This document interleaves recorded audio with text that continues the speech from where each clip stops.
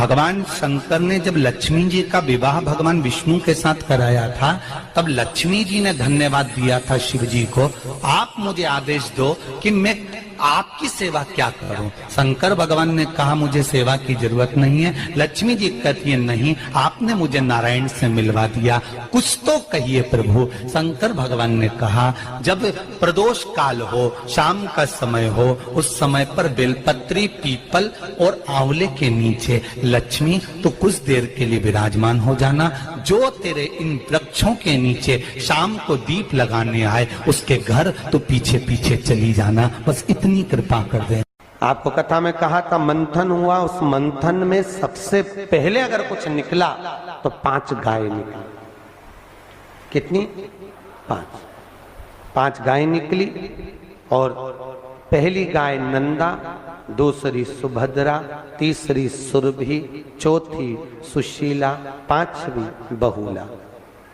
ये 5 गाय निकली थी। और उन 5 गौ माता के निकलने पर गाय को प्रकट क्यों किया?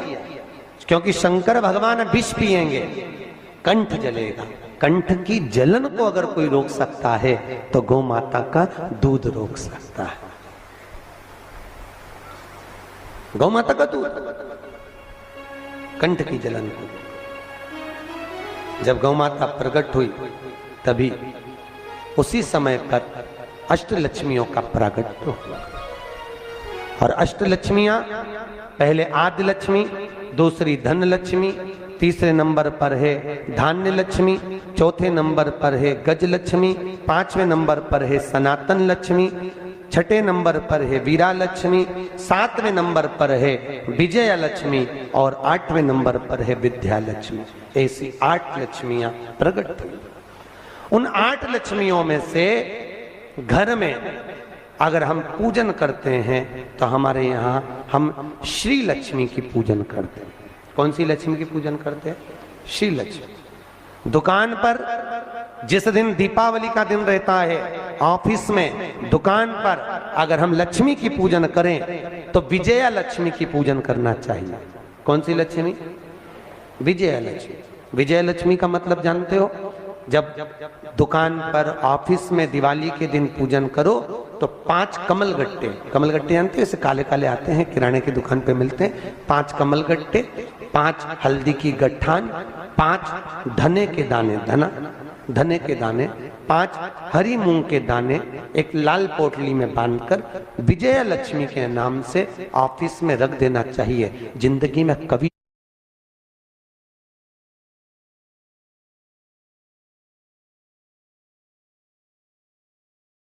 चौगने बढ़ते चले जाते हैं। ये केवल लक्ष्मी पूजन वाले दिन होता है। तो घर में अपने रखी जाती है श्री लक्ष्मी। उसी श्री लक्ष्मी को हमारे यहाँ धन लक्ष्मी कहा गया है। और व्यापार व्यवसाय में रखी जाती है, जम के बोलो, विजया लक्ष्मी। बच्चों के रूम में दीपावली के दिन जो पूजन करी जाती है वो गज लक्ष्मी की करते हैं। कौन सी लक्ष्मी? गज लक्ष्मी। गज लक्ष्मी मतलब हाथी पर बैठी हुई। हाथी पर बैठी हुई लक्ष्मी से मतलब ये नहीं कि आप गज लक्ष्मी का फोटो लगा दो या गज लक्ष्मी का चित्र लाओ या मूर्ति लाओ। अपने को केवल एक पूजन के बाद में कुंकू की या हल्दी की या सिंदूर की बिंदी अपने बच्चों के पढ़ाई के रूप में गज लक्ष्मी के नाम की लगा देना चाहिए। गज लक्ष्मी मतलब उन्नति को देने वाली, हमारे बच्चे को विद्या प्रदान करने वाली, उत्तमता देने वाली होती है बच्चों के लिए। गज लक्ष्मी। हाँ, किसी व्यक्ति से धन लेना है, संपदा लेना है, वो नहीं दे रहा तो हमारे यहाँ सनातना लक्ष्मी का पूजन किया जाता है। कौन सी लक्ष्मी? सनातना लक्ष्मी। दीपावली के दिन लाल वस्त्र में या पीले वस्त्र में अपने घर के कोई भी 5 सिक्के मतलब एक एक के क्वाइन हो, 2-2 के क्वाइन हो, सिक्के मतलब क्वाइन, लेकर उसको हल्दी में लपेटकर जिस व्यक्ति से पैसा लेना है उसका नाम लेकर धागे से बांधकर कपड़े में उसको मात्र 22 दिन तक रख दो। सनातना लक्ष्मी अपनी लक्ष्मी को वापस खींच के ले आती है। घर की लक्ष्मी अपनी लक्ष्मी को खींच कर लाती है, उसको सनातना लक्ष्मी कहते हैं। ये दीपावली के दिन पूजी गए हुए लक्ष्मी। धन को खींचना, वो चुंबक देखी है? अरे बोलो तो। बच्चे लोग गंगा जी में ऐसे उसको बांध के, हमारे यहाँ यमुना गंगा में बच्चे धागे में बांध के लटकाते हैं। क्यों लटकाते हैं? उसमें क्या चिपकता है? पैसे चिपक जाते हैं। जो चुंबक तत्व से जुड़ा हुआ है वो चिपक के आ जाता है। सनातना लक्ष्मी अपनी लक्ष्मी को खींचकर वापस बुला ले, घर की लक्ष्मी, ऐसी सनातन अष्टलक्ष्मी। सनातन लक्ष्मी आनंद सुख देने वाली है। उसी तरह जब व्यक्ति के जीवन में बहुत ज्यादा कोई रोग उत्पन्न हो गया हो, बहुत बड़ी बीमारी हो गई हो, डॉक्टर बोल रहे हो कि इसका बचना मुश्किल है, ये अब बहुत ज्यादा तकलीफ में है और आप चाहते हो कि इसको रहना चाहिए, समय इसका निकलना चाहिए, तो वीरा लक्ष्मी की पूजन की जाती है। कौन सी लक्ष्मी? वीरा लक्ष्मी। वीरा लक्ष्मी कैसे पूजते हैं? कहते हैं नीम की 5 पत्ती। कितनी पत्ती? नीम की 5 पत्ती, एक कमलगट्टा पानी के कलश में डालकर रात भर बीमार व्यक्ति के पास में रख दीजिए। वीरा लक्ष्मी के नाम से 7 बार उतार कर नीम के पेड़ के नीचे से डाल दीजिए। उस व्यक्ति को कष्ट नहीं होता और वो धीरे धीरे स्वस्थ होना चालू हो जाता है। अगर कोई बड़ी बीमारी है तो भी, कैंसर जैसी बीमारी में भी इसको प्रयोग कर सकते। वीरा लक्ष्मी। बोल लक्ष्मी महारानी की। लक्ष्मी सबसे ज्यादा प्रसन्न कौन से दिन होती है? जम के बोलिए जरा। शुक्रवार। तो शुक्रवार को लक्ष्मी सबसे ज्यादा प्रसन्न क्यों होती है? उसका प्रसन्न होने का कारण क्या था? लक्ष्मी जी के 2 भाई थे, दोनों की शादी नहीं हो रही थी, दाता और विधाता, दोनों का विवाह नहीं हो रहा। और दाता विधाता के लिए लक्ष्मी बड़ी परेशान थी। रोज नारायण से कहती थी, प्रभु कुछ कृपा करिए, दाता विधाता का विवाह नहीं हो रहा, उम्र होती चली जा रही है, इनका कुछ करिए प्रभु, आप नारायण आप कुछ तो कर सकते हो। भगवान नारायण ने तब लक्ष्मी से कहा, एक काम करो, बेलपत्री के पेड़ के नीचे बैठकर लक्ष्मी तुम अनुष्ठान करो तुम्हारे भाइयों के विवाह के लिए। इसलिए आज भी हमारे हिंदू धर्म की रीति है कि बेलपत्री के पेड़ के नीचे शाम के समय लक्ष्मी का वासा होता है। इसलिए लोग इस बेलपत्री के पेड़ के नीचे